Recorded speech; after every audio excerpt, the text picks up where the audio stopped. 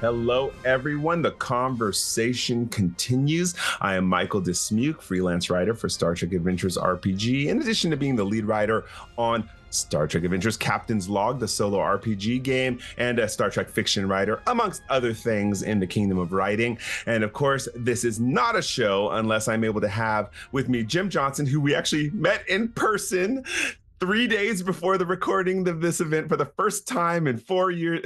7 years of knowing each other. Okay. 7 years. Jim Johnson. Hey, everybody. Jim Johnson. I'm the project manager and line editor for the Star Trek Adventures RPG and the Captain's Log solo RPG and a bunch of other stuff at Modiphius Entertainment and other things in my career. Freelance writer, fiction writer, et cetera, et cetera. You can find me on scribenetti.com if you want to, but if not, that's cool too. Find me at Modiphius and everywhere Star Trek Adventures is talked about. And yeah, Michael, that was awesome to finally meet you after all these many years and have dinner with you. That was super, super cool. I can't believe it took us that long to get together, but I'm still vibing off of it. I don't know if you are. Me too. No, the video my wife shot of it is making my friends cry. I put it up on our Discord channel. Many of them who know both of us very well, and they were like, "We're crying." So no, it was Jim. It was a nice rainy Washington D.C. evening. We had some good food, including butter cake, which was amazing, and I'll never forget that moment. So that was fun. Yeah, that picture, I'm all wet and soggy, and it's like, oh, that's not the best look, but it is what it is. You know, DC was built on a swamp, so here we are.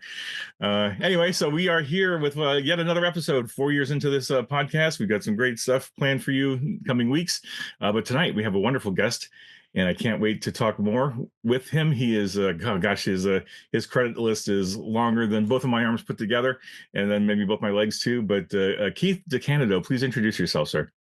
Hi, I'm Keith R.A. DeCandido. I have written a ridiculous number of books, or a number of ridiculous books, depending on which Amazon reviews you read. I've written over 60 novels, over 115 short stories, over 75 comic books, and more nonfiction than I'm entirely comfortable counting, because math is hard. I also have done some editorial work over the years. I'm also a musician, a martial artist. I used to be a podcaster, but I kind of gave that up. And possibly some other things too that I can't remember because I don't actually get very much sleep. Nice. And you know, I don't remember my Latin well enough to remember what the plural of mea culpa is, but I can't believe we haven't had you on the show before. So, as per our tradition, I'm here now. So, anytime we have a new guest on the show, we always ask them two questions. Number one, which is your favorite Star Trek series? And number two, which is your favorite Star Trek character? Originally, it was a favorite captain, but we've expanded that to say favorite Star Trek characters. So, would love to hear your off the cuff. Favorite character has long been a tie between Worf and Kira. Those two have been my favorite characters pretty much. I mean, Worf was, once Next Gen debuted, Worf became my favorite character, and then when DS9 debuted, Kira vaulted herself into the same position. I also want to give an honorable mention to Kestra Troy Riker, because even though she was only in one episode, she was absolutely amazing. I love that kid, and I really want the next Secret Hideout show to be the adventures of Kestra, doing fun, ridiculous kid things. But no, Worf and Kira are my favorites, and perhaps not surprisingly, given the show that both characters have been in, my favorite is Deep Space Nine. Having said that, I mean, I like most of the Star Trek shows to some degree or other. But DS9 is the one I keep coming back to as the one that I enjoy the most. And part of that is because it did such a good job of building on what the original series of Next Gen did before it. It wouldn't have been as good as it was, and it wouldn't have existed without that foundation. And I always like to emphasize that because one of the things I really liked about it was that it built on the existing history. Got it. So, can you explain a little bit with the Kira and Worf thing? What makes them compete in your mind? I'm just curious, and what makes them stand out? They're the type of characters that I particularly find myself drawn to. It's people who have been through a lot of crap, and who, despite that, still ante up and kick in when it's necessary, even when they do the right thing, whether even if it's something that will bring great personal harm to themselves. Mm. And that's why Spider-Man is my favorite superhero too. It's the same sort of thing. That's the character who interests me, and I love the way that both Michael Dorn and Anna Visitor played the roles. I've been fortunate enough to actually meet and spend time with both of them at various conventions. They're wonderful people too.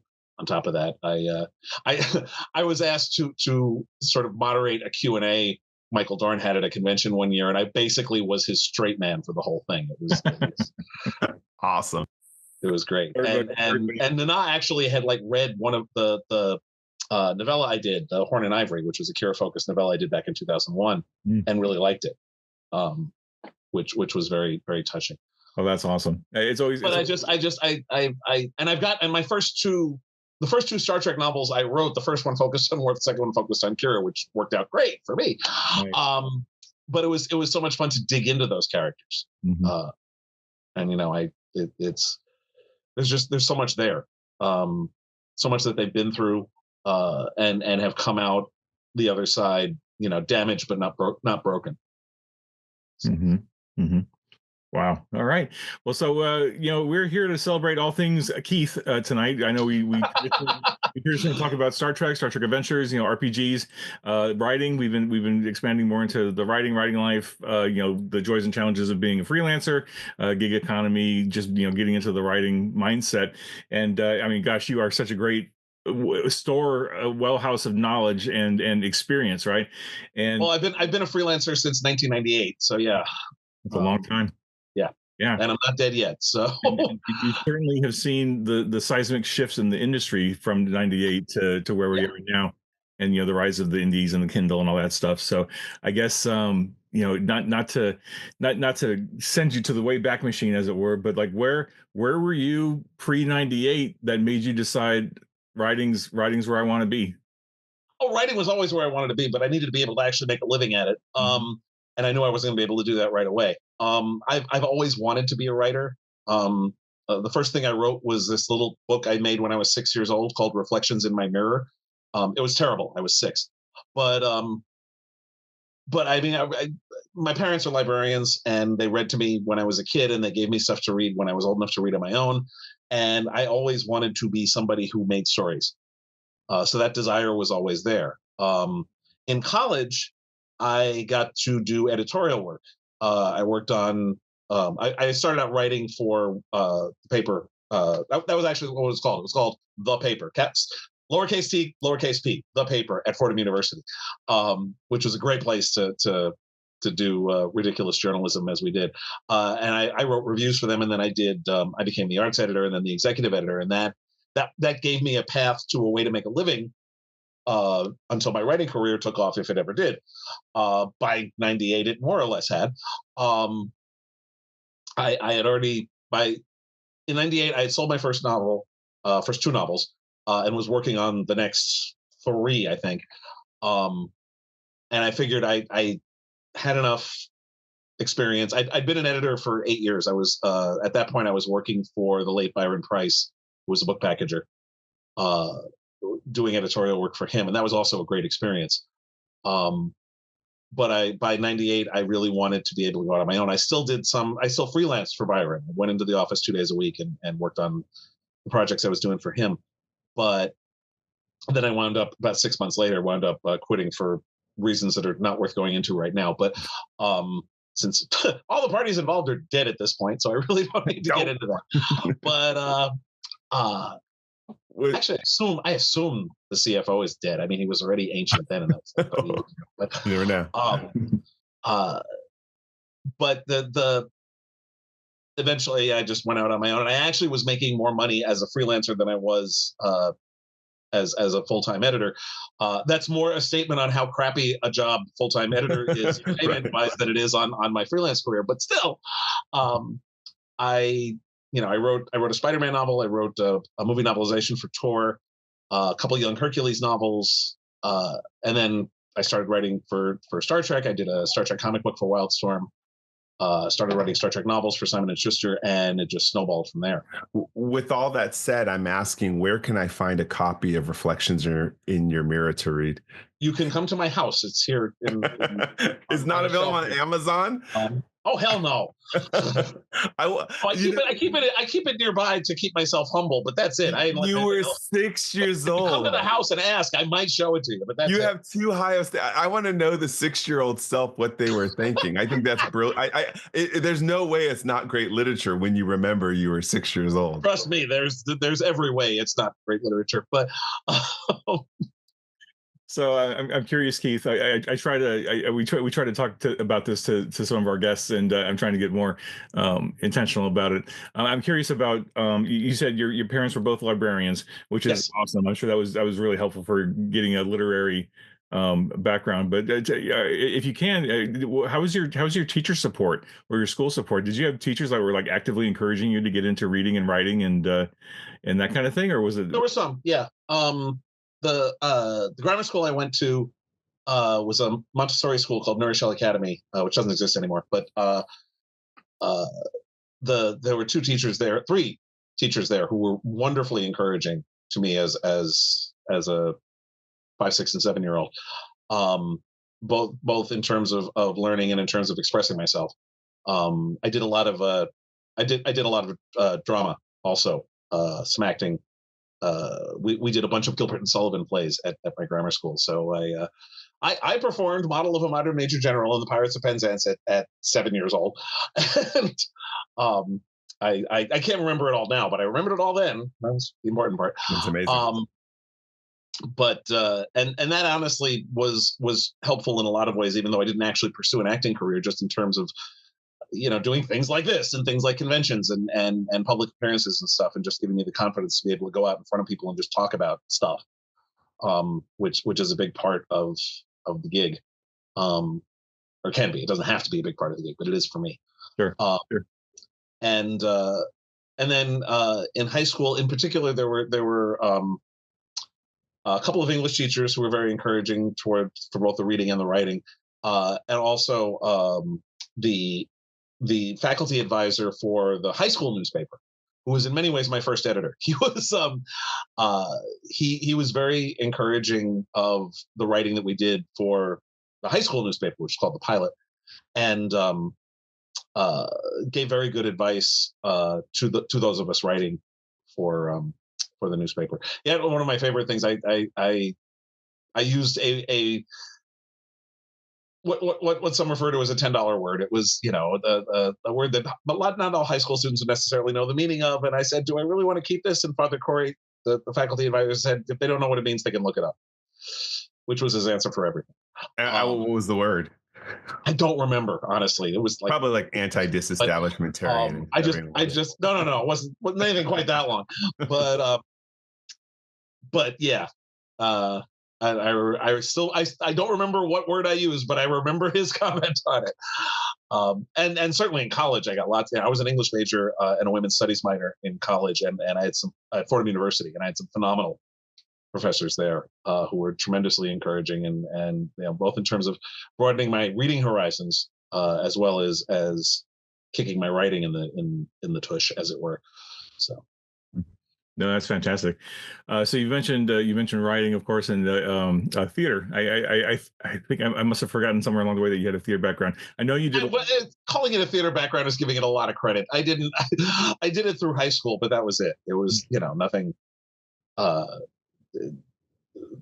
Nothing major. I mean, it was all kid stuff. And it was fun, and it was very useful in a lot of ways, but calling it a theater background is giving it way too much credit. That's fair. Would you say is there anything from the brief time you had with theater? Did anything from theater trickle down into your writing thought processes? Possibly. I mean, just certainly in terms of getting into the heads of characters. Mm-hmm. Because that's part of what you have to do is you have to immerse yourself in whatever character you're playing. And I got to play some really interesting characters as a kid. I played, I played Major General Stanley. I played Admiral Corcoran in HMS Pinafore. I played Snoopy in You're a Good Man, Charlie Brown, which never surprises anybody when I tell them that. Is there ever a time when you're writing your novels that you actually get up and act the scenes out and then get back down and hit the keyboard? I do that sometimes with fight scenes, but no. I mean, I'll read some of the dialogue aloud, which is just a good way to make sure the dialogue sounds naturalistic, which is something that's very important to me. But I've choreographed some of the fight scenes. Like, for example, in 2001, I did a Deep Space Nine novel called Demons of Air and Darkness, which had a fight between a Hirogen and a Jem'Hadar. Ooh. And that one, I was me and my then girlfriend actually like worked out different parts of it to make sure it, the moves worked. Neither of us having no experience in hand-to-hand. This is before I started doing martial arts. I didn't start training in karate until 2004. But we tried to like figure out how things would work and how that people is so cool. It's interesting. My martial arts training actually kind of messed me up for writing fight scenes initially, because I had a really bad case of nutoiditis. And I was so enjoying all this new stuff I was learning that I forgot that most people don't give a crap about that level of detail. So my fight scenes got really boring there for a while, until I, calm that down and just. But it's because I've written a lot of stuff involving Klingons and superheroes, so fight scenes are a big part of what I write. How do you decide? I mean, I have to ask follow-up then. How do you decide the right level of detail just so that the reader's imagination can finish off the rest? Practice. Just this is where beta readers are useful and editors are useful. And I try to put myself in the mindset of somebody who doesn't know anything about martial arts, and it's like, is this actually something that I care that this theoretical person is going to care about, or are they going to be, oh my god, I don't care, move on? So I try my best. That's awesome. And because we the roots of this show is based on the Star Trek Adventures RPG, where did RPG as a hobby or a thing to do jump into your life? Oh, that was a big part of it. I started playing D&D in high school. Mm-hmm. And continued up until my 20s, and I only stopped because I didn't have time, and I still don't, honestly. There's too much going on in my life. I just don't have time to sit down and role play, which is too bad because I really loved it. The most direct influence it had would be my Dragon Precinct series, which is my mix of epic fantasy and police procedure, which has been going on since 2004. And in fact, even as we record this, I am working on a short story collection that I just did on Kickstarter called Dragon Precinct Origins, which is the backstories of all the main characters. And but the two main characters in the Precinct series are based on RPG characters that I played, one in college, one in my 20s. Love hearing that. Every time I hear stuff like that. And mind you, I started like 5 other different fantasy novels featuring Torin and Danthras, which were terrible. I couldn't make it work until the idea of them being detectives came to me, and it's like, okay, this is good. This is going to work, and it has. I mean, I've done 6 novels, short story collection. I got 2 more short story collections and another novel coming, and possibly more beyond that. It's been a great universe to write in, and that came directly out of playing. Doing RPGs. Yeah. I had some wonderful experiences with a bunch of different games, including FASA's old Star Trek role-playing game. Me and my friends in college created a whole ship, a crew that was wonderful. And I would have loved to have written stories involving them, but there would be no market for that. Have you ever dragged any of those characters into some of the other Star Trek novels you've done? I don't think I did. Maybe 1 or 2 I might have. Oh yeah, actually, in The Brave and the Bold, a couple of members of the USS Hood crew were loosely based on or the Odyssey crew. I forget. A little of both, actually. Some of the Hood crew, some of the Odyssey crew. Yeah, me and Jim have talked about this with quite a few other, whether it's Eric Campbell or Jackson Lansing, Colin Kelly, where they've been able to bring their RPG into lit later. And so that makes me so happy. So I tell people out there who are listening to this, write everything down that you do. I've been doing it for 28 plus years, playing RPG. It'll pay off later, even if it just inspires you to create a character. So I love hearing you say that. Yeah. Yeah, Keith, I heard you were saying it, and it made me reflect while I was listening to you. I don't think I've ever talked to a writer who A didn't or A wasn't a pack rat, right? Like retained all the stuff that we write over the decades and everything. It's like it's all in boxes or in binders somewhere, right? And I don't think I've talked to a writer who hasn't dropped in some sort of reference to one of those ancient stories or novels or something in progress into something more recent. Like I know a bunch of my Star Trek RPG campaigns were liberally sprinkled in some of the earlier Star Trek Adventure stuff because I was more of a writer than a project manager at the time. But I think everybody I've talked to, I do you know either of you, Michael or Keith, do you know of a writer you've talked to who didn't occasionally dip into that backlog of historical writing stuff and just sprinkle it in?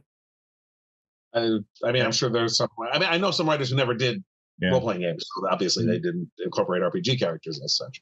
Yeah, well, but even not RPGs. Yeah, everyone I've talked to, if they're a writer, they've gone back to find something, even if it's like a poem they wrote, and then they have a new character say that poem. I've generally seen that these people, because we've talked to Keith a lot. Like you don't write just because you get paid. It's like playing the guitar. You just play the guitar every day to get good at it. So likewise, if you write every day, and all that comes back later when it's time to perform.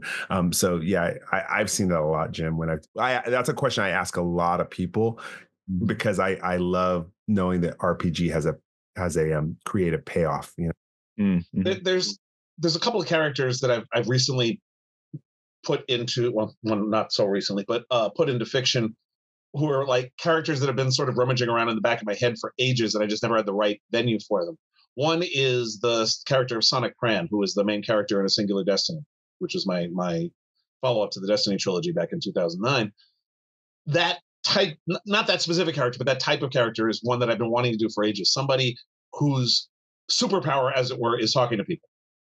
That his entire thing is a really good ability to just talk and to find ways to solve problems through conversations with people.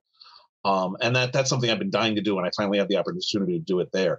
And another one is there's a shared world superhero anthology series that Michael Jan Friedman created called Phenomenons. The hero that I wrote for that is called Luminosity, and that's another character that I created like 30 years ago, and just never had the right venue for it. And when that opportunity came from Mike, it was great. It's like, oh, I can finally do this character. Nice. The work's worth it. You put the work. It works if you work it. It's like you put in all that work. It pays off later. That's so cool.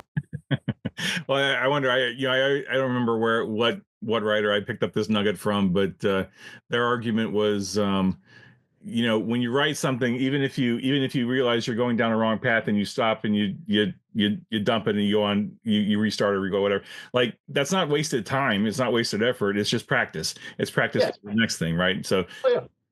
So with that thought in mind, Michael mentioned something, and I'm gonna tease that thread out, Michael, where Michael was saying that it's important to write every day.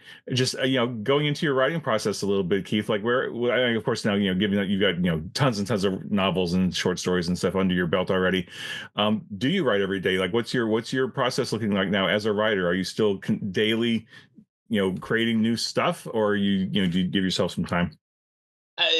There is no single process there, and that's what I like about it. I joked one time that my circadian rhythm is a jazz improv. I don't have a specific pattern. It depends on what I'm working on at the time, and it depends on my mindset. Depends on what else is going on. One of the things I like about being freelance is the flexibility.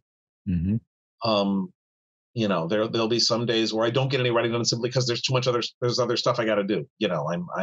There's a belt promotion at the dojo, so I'm there for 6 hours. and then I come home and take a nap. um, I'm getting together with friends. I have to take the cat to the vet. I have a doctor's appointment. I have errands I have to run. My parents are getting older now, and sometimes I have to, help them out. And I live right down the street from them, and sometimes I got to help them out with stuff. Um, and then there are some days where I'm just sitting, the entire freaking day from when I get up in the morning to when I go to bed at night, where aside from breaks to eat and use the bathroom, I'm writing all day. It varies wildly. When you do get to, that's when you do get to your process and you're about to like lay down a new novel, is there, research before? Are you an outliner? We like letting, oh God, yes. And the reason I ask this is because we like to show people that people have different methods to write. Oh yeah. You ask any 10 writers what their process is, you get 12 different answers. I do outline, absolutely. Part of that is a byproduct of the fact that my career started out doing tie-in fiction, where you have to outline. You don't have a choice. There are no pantsers in media tie-in fiction. And because the plot has to be approved before you write a single word.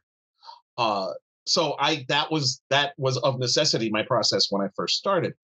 But I prefer that anyhow. I don't like not knowing where things are going. I need to have that outline. So that's me, putting the directions into Google Maps so I know where I'm going. That doesn't change the fact that there may be a traffic jam or an accident or something that forces me to take a different route, but at least I know where my beginning point and my end point. There are changes that happen, but the outline at least gives me a foundation to build on. I love that analogy of the traffic jams. Great job. Thank you for that. Yeah. I still remember one time, it was one of my Star Trek novels. It was one of the Gorkon books. And I realized as I'm writing the scene that contrary to how I originally wrote it in the outline, there was one particular character who's needed to die. And I didn't realize it until I was writing his death scene, and this was a character who's technically, he'd appeared in one episode of Deep Space Nine. So it's he was technically a screen character, but not a major one.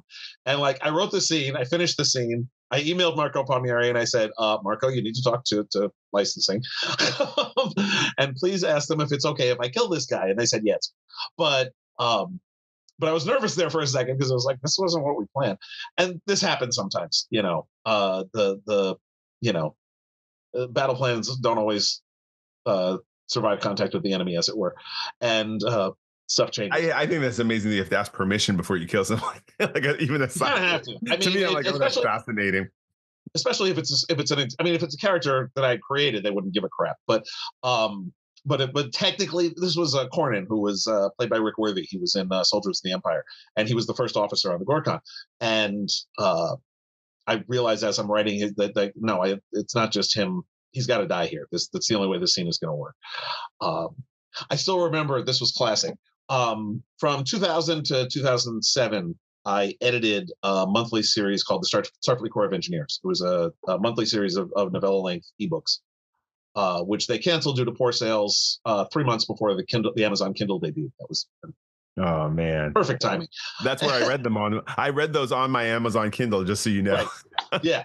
But putting that series together was so much fun, and because we were doing it monthly, it was whenever it's a constant stream of stories.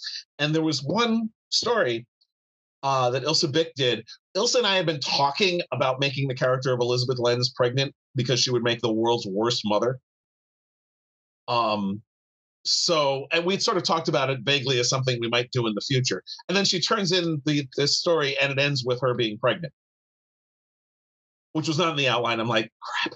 But it was perfect. It was that was absolutely the way that had to end. The problem was the next book in the ebook in the series was by William Leisner, and Bill had already turned it in. I said, Bill, I need you to do a rewrite, and it's not your fault. This is the joys of doing a monthly series. Thing is, it actually worked out great. It changed not only that, but another later story, which was supposed to have a character who was supposed to be being introduced as a guest character just for a one shot, and we realized, nope, we got to she's now going to be the new medical officer because the old medical officer is about to go off and have a kid, and we can't keep her on the ship at that point. the Da Vinci was a very small ship. There was no way, you can raise an infant on a ship that small. This isn't the Enterprise D. It's so I needed it. So like 2 ebooks got completely changed, but it was worth it. It worked out. So I have a question. My last question about your writing in SCE, maybe I'll be more, but how did you feel when Sonia Gomez showed up on Prodigy? Because I know she was a pretty big. It was Lower Decks, not Prodigy. Lower Decks. That's what I mean. Lower Decks. Yeah. She was a pretty big feature. Yeah. It didn't actually contradict anything. And the reason I'm asking, so the people who are listening, just so you know, Sonia Gomez, which originally appeared as a character in Engineering who spilled coffee on hot chocolate on Captain Picard, is a cool character who showed up in TNG. Later on, became a pretty featured character in the Starfleet Corps of Engineers series, and then showed up later in Lower Decks in the cartoon series. So, Keith, what did you think about that? Oh, I was thrilled. Like I said, the Corps of Engineers series took place in the couple of years following the end of Deep Space Nine. The Lower Decks took place a couple of years after Star Trek Nemesis, which was like a bunch of years later. So there was no contradiction there with what I did. There was absolutely no reason why she shouldn't. The Lower Deck story took place a good 6 or 7 years after the last Corps of Engineers story, and she was already a full commander at that point. So I had no problem with her being captain of her own ship. I was thrilled. I love the character. I mean, that's why I was the one who wanted her to be the main character in yeah. I thought it was a cool continuation. Right away when she came on to Lower Decks, I looked her up where she had left off in SC. I was like, okay, this works. And so I was wondering if they consulted with you on it at all. No. And I was just thrilled. And Leisha Neff had retired from acting, and they dragged her out of retirement to do this, which was great. But no, I loved it. I love that she was still at heart an engineer. I mean, she was working on fixing the problem that they were dealing with. It was great. Okay, so you didn't know. So I'm sorry. I love moments like this. So wait, you didn't know, and all of a sudden you're watching Lower Decks, and she pops on screen. What did you think? What was your reaction? Well, I review the shows for Reactor Magazine, so I actually got to see it ahead of time because I get screeners. But as soon as I saw it, I was bouncing in my seat. I was thrilled. I love when they do stuff like that, and I love bringing characters back. I loved it when Lower Decks has done it, Prodigy has done it, Picard did it. I love seeing where these characters are 20 odd years later or whatever. It's great. And I was thrilled. I was absolutely thrilled. Yeah. Especially because it didn't contradict. They could very easily have done so, but it didn't. It didn't mess with the series at all. So I was great, no problem. Mm-hmm. Interesting. No, that's great. So I'm curious, Keith. Obviously your writing, editing resume is massive, and a lot of that is Star Trek. So is it the characters that keep you coming back working on Star Trek, or like what is it about Star Trek that just drew you in to want to contribute to it? So I have been watching Star Trek since birth. Mm-hmm. The routine when I grew up was we would watch. I grew up in New York City, still live in New York City, and we would. They aired reruns of the original series at 6:00 on one of the independent stations here in New York. So the routine was we'd watch Star Trek at 6 and then eat dinner at 7. That was our weekday routine. So I grew up with Star Trek, and I never stopped watching. What I particularly like about it, and one of the reasons why I keep coming back to it, is that I like the optimism. I like. And not just that. I mean, that's a big part of it. The fact that it gives us a future.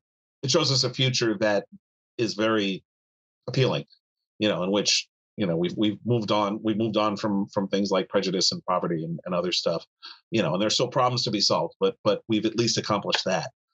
But I also like the fact that the problem of the week is usually solved with talking and with compassion, not with who can shoot faster or who can punch harder.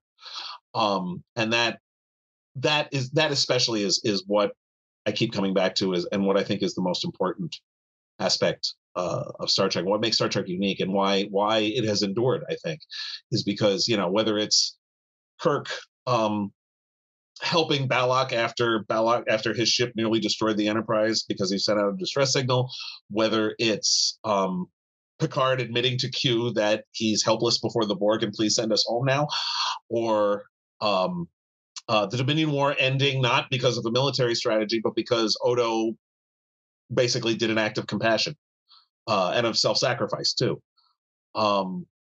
To Discovery solving the burn by basically rescuing a 100-year-old child, and talking and actually engaging in a conversation with Species 10C, and all of that. The throughout all almost 60 years now, that's been the go-to, is that we solve the problem by peaceful, by compassionate, by conversational means, and that is very appealing to me. And also the characters, yes. Even the shows I don't like very much.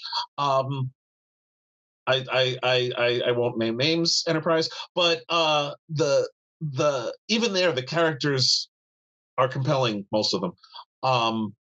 And there's stuff to be enjoyed about how these characters interact with each other and how they develop and such. Even, and like I said, even Enterprise, like one of the things I loved, I rewatched Enterprise recently for Reactor, and in fact the first time I'd seen the entire series. I hadn't seen any of the third season until I did this rewatch. The only I watched most of the first best season. Come on, it's all about Shran, man. Come on, Shran makes the show. Like 3 episodes, but seven. No, in the third season, he was only. Right. Yeah, because he makes the show. And of course, and mind you, his first appearance is one of the better ones. The problem with, I mean, honestly, the third season would have worked great as like an 8-episode arc. Dragging it out over the whole season was part of the problem. But one of the things that particularly struck me rewatching it was watching the development of Soval. From where he was in Broken Bow to where he was by the end of the show. And Gary Graham did a really good job, I thought, of showing his development. It's similar to what happened with Nog on Deep Space Nine, where he went from being, a sneak thief being arrested to being the chief of operations on the station, and just watching that development over the course of the run of the show. And Worf's development, Data's development, Spock's development, not just through the original series, but through the movies. It's Data's development, certainly, especially through not just through Next Gen, but through Picard as well. And it's just, these are all really interesting characters that are fun to keep coming back to. Yeah, I asked this question to other Star Trek authors, but when you go to write your novels, do you kind of try to always fit them in between TV shows or epic events, or do you prefer to write in your own little like corners of the universe? Depends on the story. I've done both. Okay. It depends on, like I said, on the needs of the story. The most recent fiction I've done has been specifically, filling in little gaps here and there. There was this when Star Trek Explorer started, and that gave me the opportunity to write short stories, which Mike, you've done also. The opportunity there was to like fill in, especially because the stories are only like 2,000 words long. Yeah. It was funny because the first batch of pitches I sent to them, I said, "These are great. We can't use them. There's no way you can tell this story in 2,000 words." And they were right. Yeah, you get to write one scene. That's it. You're just writing one scene. And you can do it, but you gotta find the right thing. But there were 2 stories in particular that came out of the Voyager rewatch that I did. One was in Endgame. There was in the future segment, Tuvok is, in the mental institution, he's reeling off numbers, and the EMH thinks it's a star date. And he said, "No, that's when you rescued Captain Janeway from the Kalidians. You saved her." We never saw that story, so I wrote it. I saw it. That was with Neelix. That was right. I threw Neelix in there too. That was good. But because it just seemed like this, I wanted it to be his fault that Janeway was kidnapped, because it was a great story. Yeah. And also the Tuvok Neelix banter is always fun to write. And honestly, up until then, I had never written a Voyager story set in the Delta Quadrant. I'd written like 4 or 5 Voyager stories, and all of them took place primarily in the Alpha Quadrant. two of them were in alternate universes. One was a mirror universe story. One was just an alternate timeline. The mirror universe, obviously, Voyager didn't exist because we were by the 24th century there was no Starfleet. But instead, I had Kes and Neelix fall through Caretaker's wormhole and wind up in the Alpha Quadrant. And then I did The Brave and the Bold, which was a prequel, so it took place before they fell down the Caretaker's rabbit hole. And then I did another alternate universe thing for the Myriad Universes series. And I also did my short story for the Voyager 10th anniversary anthology, Distant Shores, in 2005. That was specifically about the people left behind. The main character was Mark Johnson, Janeway's boyfriend that we met in the pilot, and then we later found out remarried. But I used other family members too. We did brief appearance by Kim's parents and Tuvok's wife and Naomi Wildman's husband. Samantha Wildman's husband. Naomi's dad. And Mark, and also some of the relatives of the people who died in the pilot, like the first officer that nobody remembers ever existed. That was one of my main issues with Voyager from the beginning. In the first episode, the first officer, chief medical officer, the head nurse, the chief engineer, the pilot, all died. And by the second hour of Caretaker, they were completely forgotten and they were never mentioned ever. Well, they were on the plaque in the wall. I'm sorry, if there was a Next Generation episode in which Riker, Ro, Crusher, Ogawa, and LaForge all died, it might come up once or twice. And there were several occasions where it should have come up.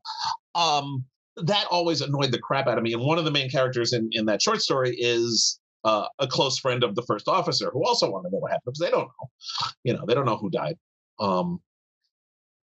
But that's a good point, actually. Sorry, pause. Riff time, Jim. There was never an episode in Voyager where once they contacted home, they delivered the bad news and just dealt with the grief. Nope. Oh. They avoided it every time, and that annoyed me when we got to there. I mean, like, wait, did you write a story just about the grief once they found out? The story I wrote covered the time between Caretaker, or actually it started 1 year after Caretaker. On the first anniversary of when they disappeared, and then continued to when they finally made contact, when Mark writes the letter that he sends to Janeway saying, writes the Dear Catherine letter. What's the name of that one? I haven't read that one yet. I'm going to go. The story is called Letting Go. It's in the Distant Shores anthology. Okay, I will be putting that on. Which was a really good anthology, by the way. There's some great stuff in there. There's Distant Shores. Okay. Yeah. Robert Greenberger wrote a story that sort of showed how the Maquis crew got integrated into the crew, which is something the show itself never bothered with. Mm-hmm. Kirsten Beyer wrote a really good Chakotay Janeway story. Both Christopher Bennett and Ilsa Bick did stuff with some of the. Ilsa did something with the Equinox crew, and I think Jeff Thorne did too. Christopher did a good story involving Marika Wilkara, one of the former Borg that they rescued in Ronald D. Moore's one episode of Voyager. Terry Osborne did a story that chronicled the EMH's time on the planet where time moved really fast, he was down there for 18 minutes by Voyager's perspective, but 3 years from his, and she actually chronicled those 3 years. Yeah, which is not unusual on the show, by the way. Book has just been purchased on Amazon Kindle. This happens. It's a really good anthology. I think you will enjoy it. Yeah, that was a good read. And I was really proud of Letting Go. It was actually inspired by an old MASH episode.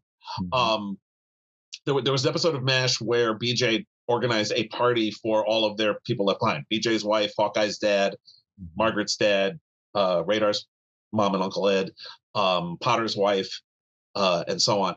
And they all had a party in New York. And we didn't see the party in New York, but to me, that was the interesting part. And I wanted to show, so I've got them having Samantha Wildman's husband, Chris Kendrick, organizes a thing on Deep Space Nine on the anniversary. Which Quark caters. So there's actually more DS9 characters who are started in Voyager. Very cool. Although I did have Admiral Paris, who was a Voyager character. He was there, which surprises everybody because nobody knew Tom Paris was on the ship. That was supposed to be a secret, but of course, Admiral Paris knew because he's a freaking admiral. But so that was fun to do. Yeah.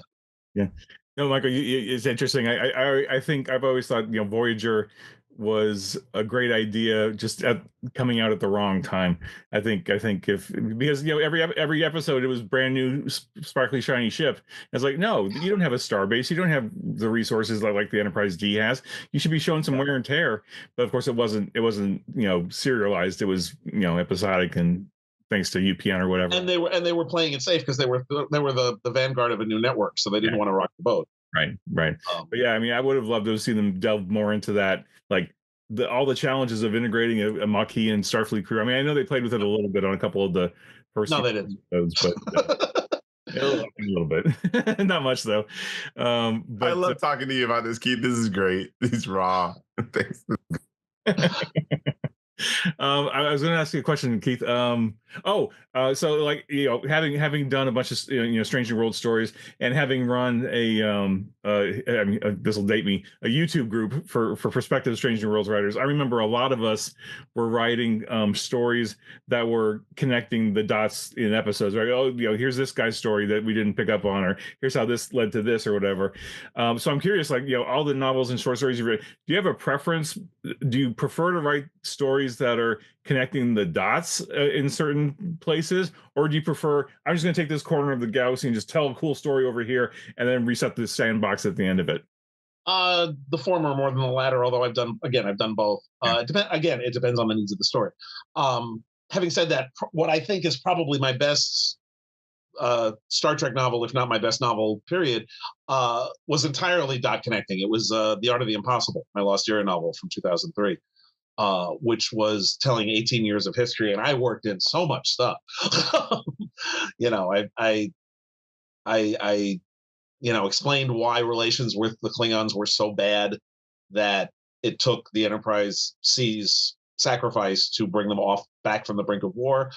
I dramatized the Kittimer massacre, and a whole bunch of other stuff involving the Cardassians and the Klingons and all kinds of stuff. How the Klingon Empire recovered from the Praxis disaster, showing the progression of the different chancellors, how Kimpek rose to power, all that stuff. And I also chronicled how Ian Troy died. Oh, okay. And because we know he was killed on a mission, but that's all we know. Right. And I got to write 6-year-old Deanna Troy and 6-year-old Worf. That was fun.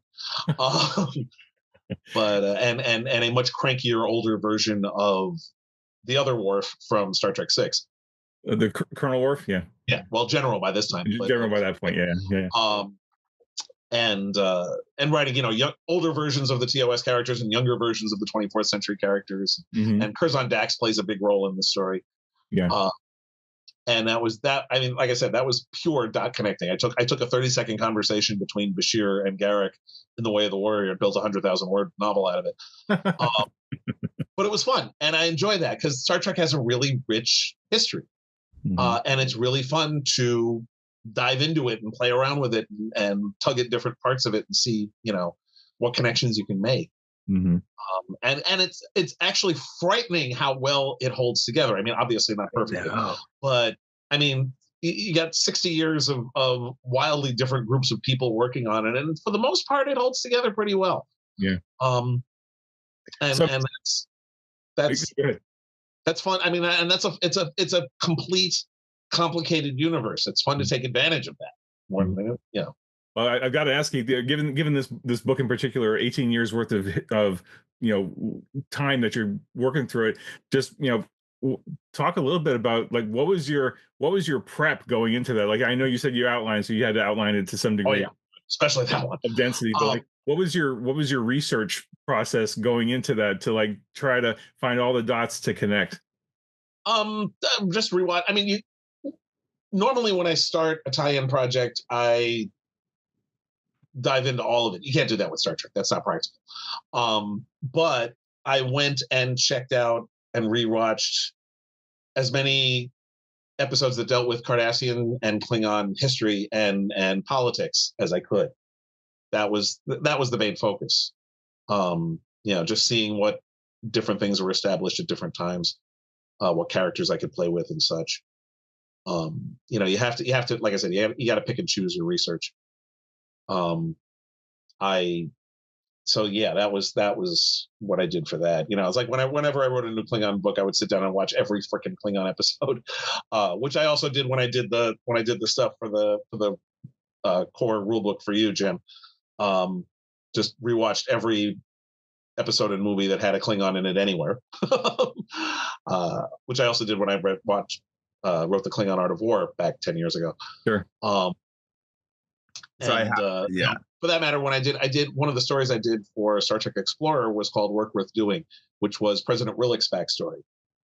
Because 20 years ago, I wrote Articles of the Federation, which was, you know, a definitive look at the Federation government that we'd never really seen before.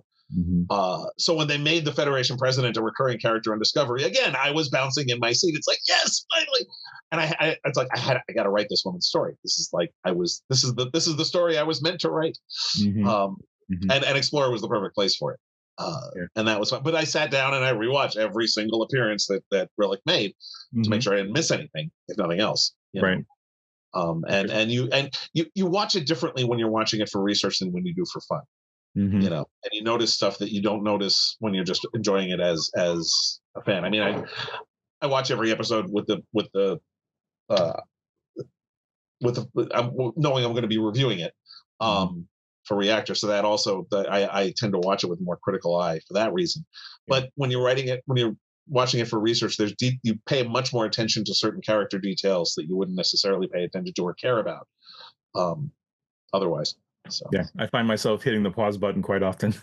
Pause and rewind. Like, what do they say? What's he doing? What's he doing with his hands? What's he doing with his feet? Or what's she doing? Yeah. Very interesting. So I'm going to moving just a little bit away from Star Trek, because you have such a wealth of IPs that you've worked on. Does your or actually, it should be an open-ended question. So how does your process change when you're working on an IP that doesn't have the sheer volume of stuff that Star Trek has? Like if you're looking, you know, I don't know, I think X-Files certainly has a huge one, but some of the other properties that you've worked on that maybe aren't quite as robust as Star Trek, like what did you have a different process, or was it just a matter of like looking at what you got and making it work? Usually just, you know, a more full immersion if there's, you know, little enough material that I can do that. Like when I wrote a Leverage novel, I sat down and watched all 4 at the time seasons of Leverage. When I did the Farscape comic that I wrote between 2008 and 2011, I marathon the whole series of the Peacekeeper Wars in one shot. That's the best way to do it, is just to completely, you know, binge the whole thing. Mm-hmm. For that matter, I did a Green Hornet and Kato story, and I didn't rewatch the entire, because the anthology we did is specifically meant as a sequel to the 1966 TV show. I did not watch the entire series, but I did watch a couple episodes that I knew were relevant to what I was writing. In particular, the Chinatown episode that Mako was in. So yeah, you just you know, I did a World of Warcraft novel and a StarCraft novel back in 2006, and in those cases, Blizzard Games very generously provided me with a crap ton of material. So I basically just sat down with the PDFs they sent me and read everything. I have to ask too. One of the things we do on the show, and we're not going to have time to do it today because but we riff on this show on stuff. But I have to ask a Star Trek writer this, or any tie-in. Do you have to actually not riff, because riffing could actually ruin some of your future novels that you're working on? I'm okay. I'm not clear what the verb to riff means in this context. Okay, so for us, it'll mean like we'll take it, like when you mentioned a few minutes back about your why the Klingons had such a, you know, hatred for the Federation. We've riffed about that on this show before, about what made, for instance, the Discovery Klingons the way they act. But I would never want to do anything and ask you to riff on something if it's something you're already working on. You know what I mean? So how do you? I'm not working on any Star Trek stuff right now. So. Okay. Star Trek Explorer has been canceled. It is possible I may write a novel again someday, but that's not happening anytime in the near future. So Okay, then I can ask you then. Then I can ask you this one question just to satiate my curiosity right now. I hadn't read the book about why you felt the Federation by the time of Enterprise C, was so, or the Klingons were so antagonistic against it. Riff, what was the premise of that? it was just that the Klingons were trying to recover, or almost at that point they were almost at the 50 years after the destruction of Praxis, that they were initially worried that the Kronos would be destroyed, and they had recovered, and they were basically trying to get back into being a superpower again. And Klingons don't like relying on other people for anything, and they had to rely on the Federation to save them, to salvage the Empire after Praxis was destroyed. And by this point, 50 years on, they've rebuilt the fleet. They're back in better shape, and they're beating their chests and basically. Plus, there's also the something specific that's in this book, which I can't get into without getting into the whole plot mechanics of what the book is about. But there's this thing happening on Racknell 5 involving, and the current chancellor really wants to make sure that they win this competition and that they can face off against the Cardassians if they need to. Got it. Okay. So there's a big military buildup, which explains the antagonism that we see in. And it's specifically geared toward being pissed at the Cardassians. But it also means that they're sort of letting the alliance with the Federation lay fallow, as it were. Mm-hmm. And so that just increases tensions. And they also don't really pay much attention to the Romulans, which leads to both Narendra 3 and Kittimer. Yeah. So okay, good. I love to hear those politics going on. Okay, yeah, that's good world. But I mean that the timing of that, and it's funny because of course yesterday's Enterprise was before Star Trek 6. But the timing of it, the way it worked out, it was perfect. That was right at about 50 years. So it makes sense that that's when they would have recovered enough with the Federation's help to say, okay, we're Klingons, we don't need anybody's help. Because that's been a consistent thing with the Klingons all along. It's like they do not like relying on other people. That's great. And then how do you keep track of, I always love to ask writers, especially who are dealing with such big worlds, how do you keep track of all this? Is it all in your head, or do you keep a spreadsheet? This is why I have to rewatch everything. Got it. Okay. I mean, like right now, I mentioned I'm doing a short story collection in my Precinct series. I'm rereading everything right now. All the novels, all the short stories, all the vignettes that I've done, because I don't freaking remember it all. Okay, good. That makes me feel good. I'm 56 years old. There's a lot of crap in my head, and I can't access all of it all the time. And in particular for Star Trek, thank goodness for like Memory Alpha. That is a tremendously useful resource. Not all, as I've discovered, not all fan-run wikis are that well put together. I have to give the people running Memory Alpha tremendous credit. It's a really good, useful reference source. And there are times when I look at it and think, how the hell did I write a tie-in novel without this? Keith, are there any software tools or apps or anything that you use on your own for your work to manage your organization or whatever, or is it like Post-it notes? Really.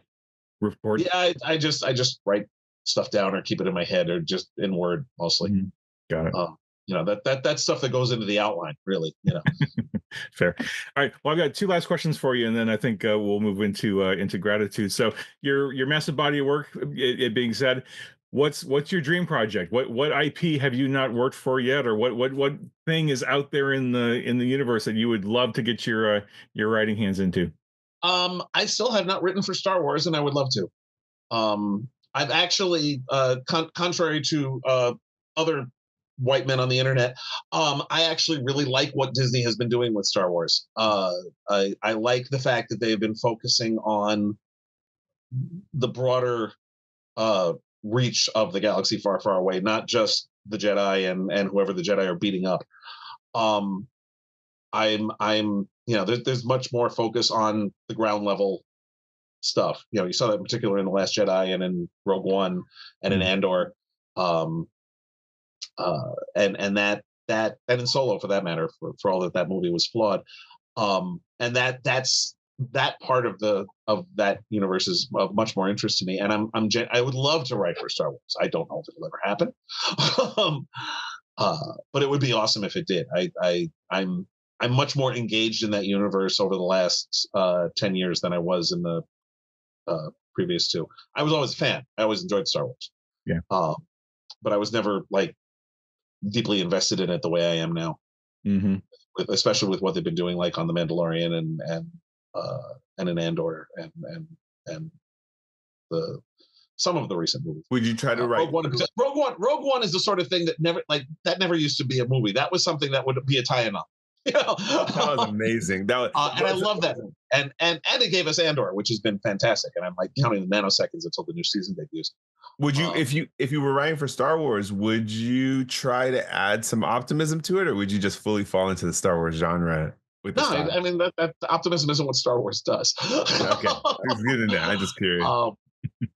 I mean, to some extent, insofar as you're fighting fascists and you want the people fighting the fascists to win, but no, that's not. I mean, I try very hard to write in the mode of the universe in which I am writing.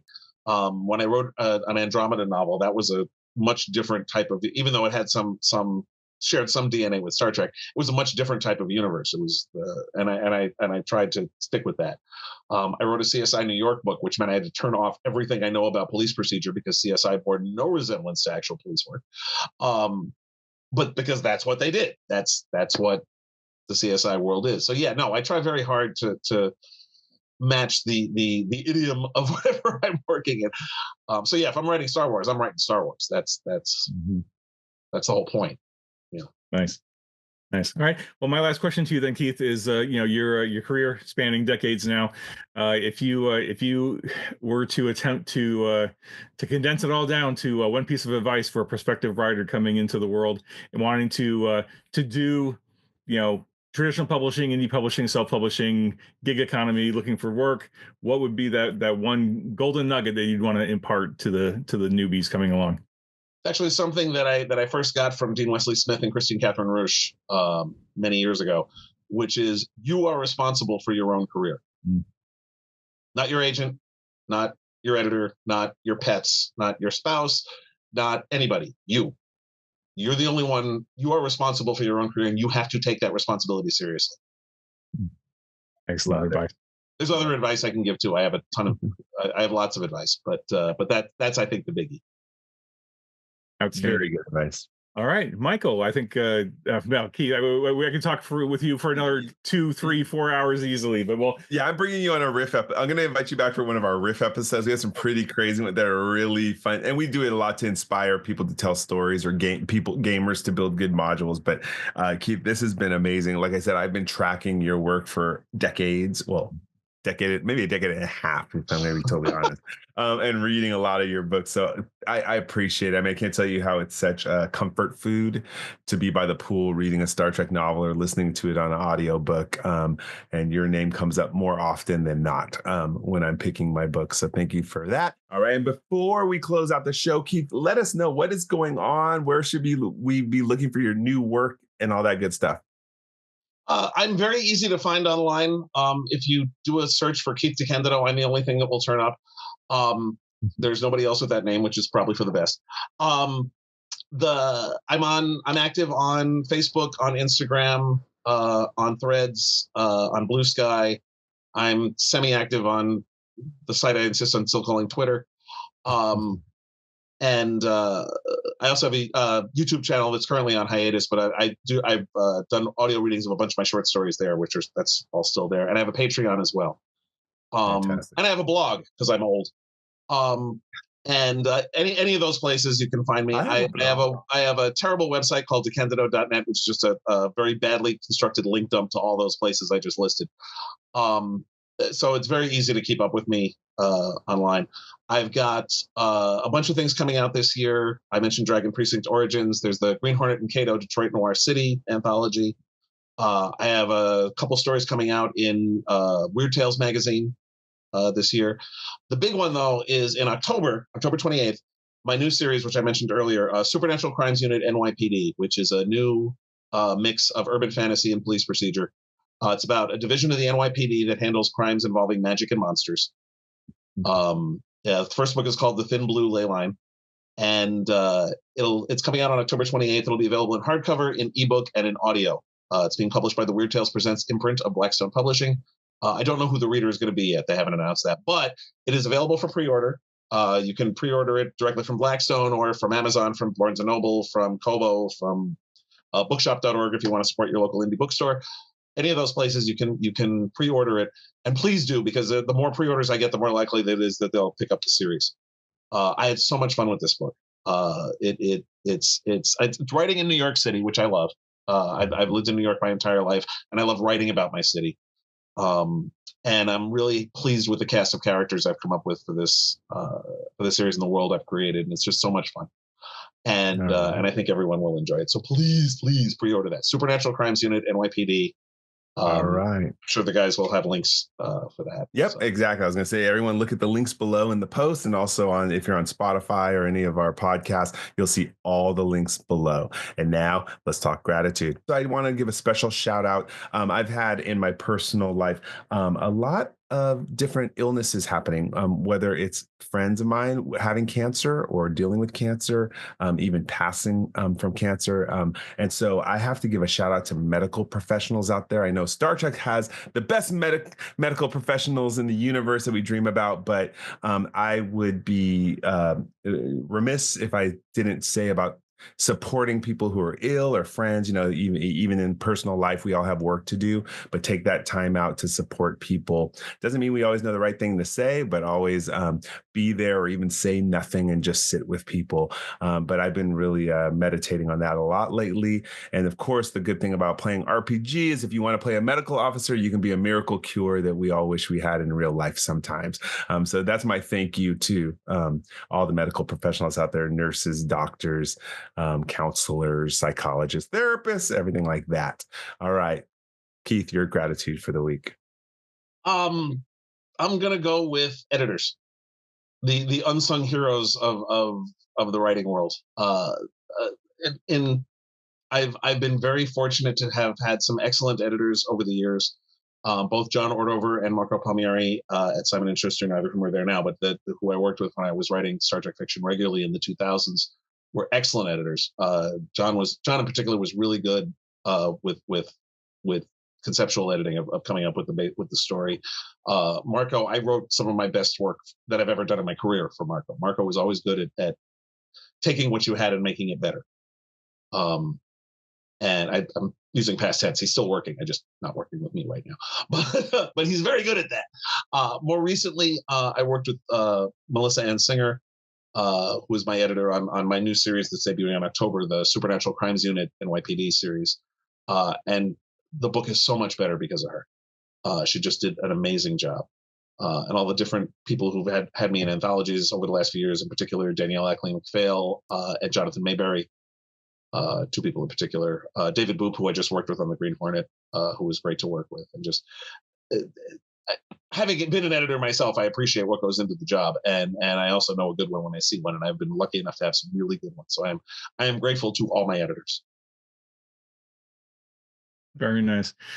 My gratitude for this week will probably sound self-serving, but I don't think I've ever told you, Keith, but way back in 2004, when I was invited to my very first shore leave as a newbie Strange New Worlds writer, of all the writers that were there, I don't remember what panel I was watching you on, but you were the singular writer at that shore leave that really inspired me and made me think I could make a go at this with just the diversity of stuff that you were working on and you had available, and that reminder, because Dina and Chris were two of my early mentors as well, and that advice, my career is my responsibility.